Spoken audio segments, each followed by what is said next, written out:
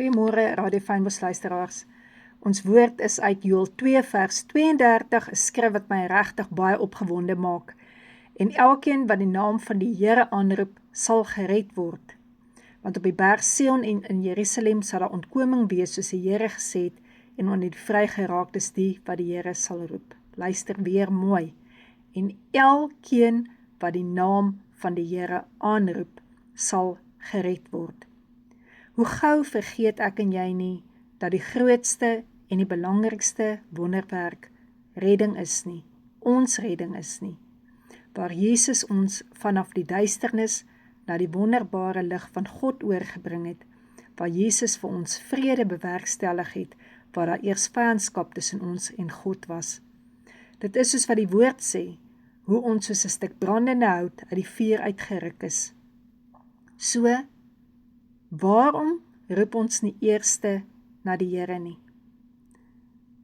Ons hardloop na die een toe en na daardie een toe vir hulp, vir genesing, vir voorsiening, vir uitkoms.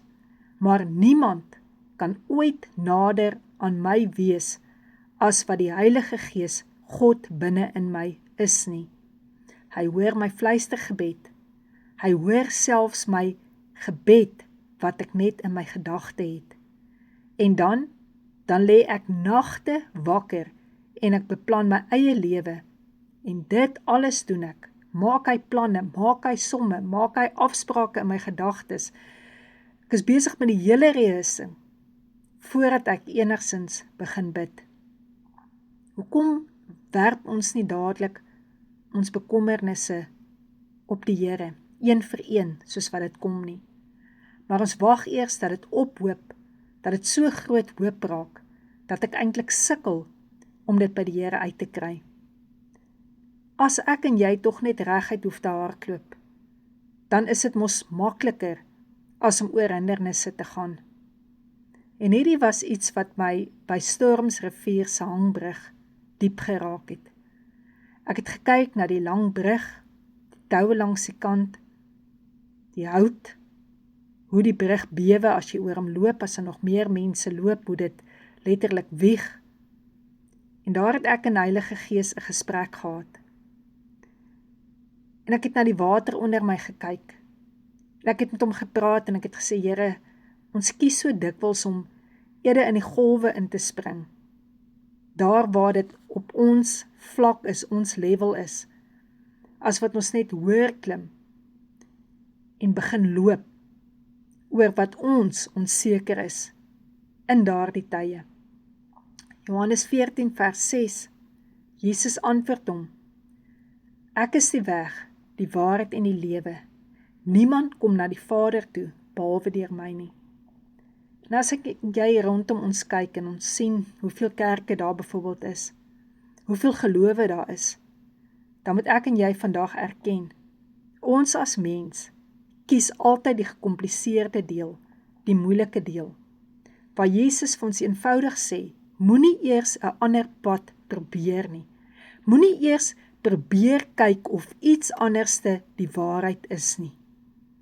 Moenie eers iets anders probeer as ek, wat die pad is, wat die waarheid is, wat die lewe is nie. Soos wat hy sê, soek eers die koninkryk van God en sy geregtigheid en al hierdie dinge sal my bygevoeg word. Matteus 6 vers 33. En nooit weer hoef ek te gaan vra, mag ek God iets vra nie. Hier sê dit, as ek sy koninkryk eers te soek, dan weet ek hy is my pappa, weet ek hy is my vader, weet ek hy is die enigste God, daar is net een God, daar is geen ander God nie.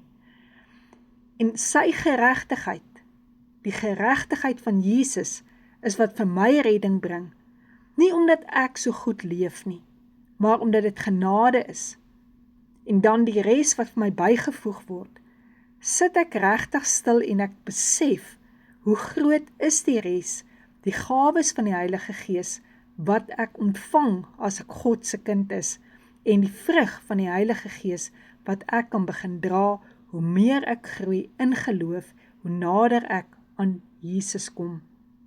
So, ek roep hom nie net aan vir redding nie, maar ook om my uit te red. Waaruit moet jy vanoggend gered word? Wat is dit wat jy vanoggend die Here se hand nodig het, waar hy jou moet uittrek? My deel is, ek moet roep, ek moet klop, ek moet soek, ek moet bid. Bid en vir julle sal gegee word, soek en julle sal vind, klop en vir julle sal oopgemaak word. Matteus 7 vers 7. Daarom kan ek vanoggend na die Here toe kom. En as ek vanoggend gered moet word uit onvergifnis, dan kan ek die beker van die bloed van Jesus optel, van danksegging, en ek kan sê, dankie Jesus, dat U my vergewe. Dankie Vader, dat U my was met Jesus se bloed. En dankie dat ek kan vergewe, myself ook, en kan vryspreek, en redding kan ontvang. En dankie dat ek deur U wonde Jesus gered word, uit siektes, uit nood, uit krankheid, uit swakheid. Dankie Jesus. Amen.